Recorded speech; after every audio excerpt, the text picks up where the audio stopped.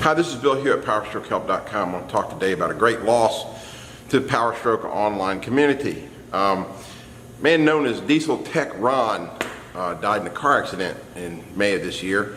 And Ron was a big contributor out here on the internet for ideas of how to work on and take care of your Ford Powerstroke diesel truck. You know, I always like watching Ron. Ron had some interesting ideas, some of the things I would do a little differently, but I'm sure there's things I'd do that he would have done a little differently too. But he always had a very straight ahead approach and was very helpful and worked tirelessly in pursuit of helping PowerStroke community. The thing that always amazed me about his work is that he could do it pretty much with one take. I get in front of a camera and I start freaking out and palpitating and I can't string together a sentence. I can talk face to face all day long, but as soon as I get on the camera, it's a mess. Ron could talk, you know, open-ended. And it was always surprising when I look at his work that there was very few edits as he went along. He had a very easygoing temperament, and he just had a, you know, good, one thing led to another and led to another, and I was always very impressed. Very few people understand just how difficult it is to make these videos. I mean, you get something in your head, okay, I got something in my head, I can see it. Now I have to reproduce it in whatever form, okay? Then I have to take a camera, okay, this thing here, and film it and produce it and hope like hell I got what I got in here out to you. It's extremely difficult. It requires a certain type of vision and ability to imagine that is not easy. Ron had it.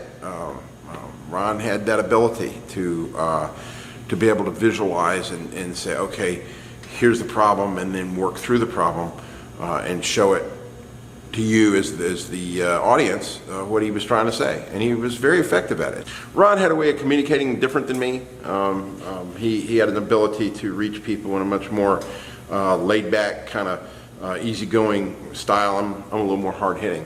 So, you know, it's a great loss, you know, one less person on the planet that really truly understands these trucks. Ron got these trucks, and there's not very many people that get a Ford Powerstroke diesel. It has a lot of different, very complicated nuances, not just on the mechanical end, but the electronic end, sensors and whatnot, things that will cause problems that won't set codes. And he was very, very good at being able to describe these and be able to offer solutions for folks seeking to get their trucks fixed. But you know, I think about, okay, well, Ron was in a car accident, wasn't wearing a seatbelt.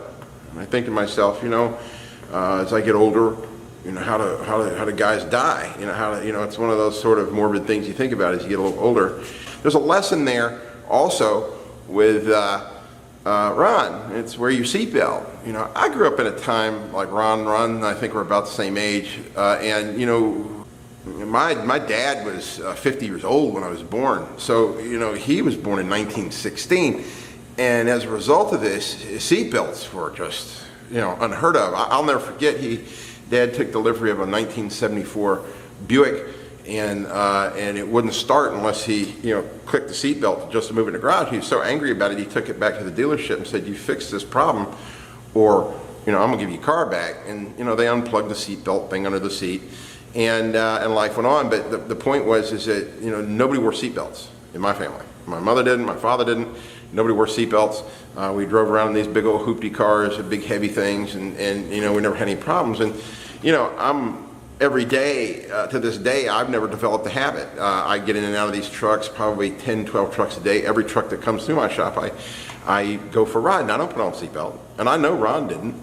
Ron didn't put on seatbelts. I mean, when you're in and out of that many trucks in the course of a day, and you're looking at them, and you're thinking about them, I mean, seatbelts just in the damn way. I'm a big dude, so seatbelts just dig me right here, and it's my excuse. There is no excuse, actually. Seatbelt would have saved his life, maybe, possibly.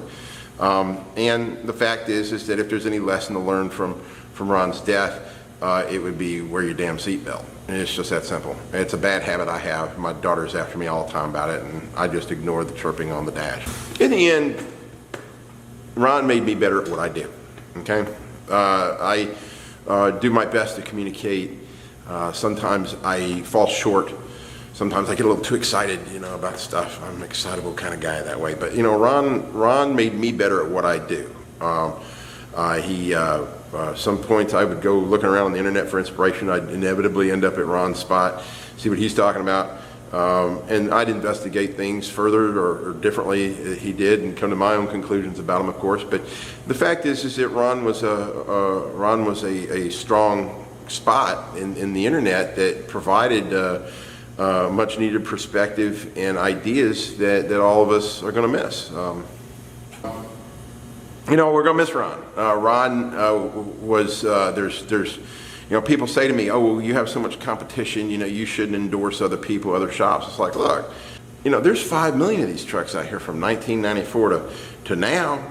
There's millions and millions of them. My shop can't touch 1/10 of 1%. And so if I can help people, or if Ron can help people, who am I to create competition here that doesn't matter? There's so many of them out there, and so many of them need work at any given time that for me to get uptight about competition is just plain stupid.